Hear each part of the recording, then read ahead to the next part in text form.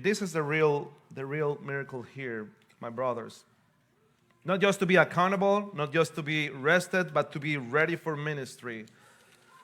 When I mentioned about he preached, he prayed, he served, and now he trained. I can see, honestly, the real miracle here that Jesus is doing is to train the disciples. Look what God is starting doing with the disciples. Verse 37, when they ask, hey, they're hungry, we need to feed them. Jesus mentioned to them an answer, verse 37, you disciples, you give them to eat. Remember, I think the miracle here is he's training his people. That will take more than a half years of wages. And then he start asking, verse 35, how many do you have? So he's not just asking them, you do it.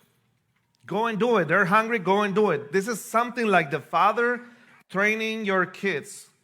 I mean, if you haven't done this, you got to learn a little bit. I have 3, and I'm not an expert, but I know that I need to let them do some things. Even they don't do it right or as I wanted, you need to let them know. How many of you maybe have allowed to your kid to clean something or pick up things, and they're going to do it right? But you're going to start letting, hey, pick up your things. And then at the end, you do the rest. But that's what he's doing. He's like, okay, they're hungry. Those crowds are hungry. You disciples go and feed them. We? Yes, you. Okay, we can. Basically, they're saying we can do it. Okay, what resources do you have? He starts asking. Do you see the training that he's following, the pattern? And for you, it's the same. What do you have to offer right now?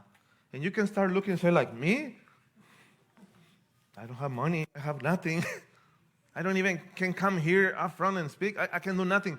Well, you have a lot. Those little things, those fish and bread that you have, you bring it to the Lord. And maybe it's not that, but maybe it's your hands. Maybe it's your voice. Maybe there's something that you have, of course, that God is asking you today, but He's training us.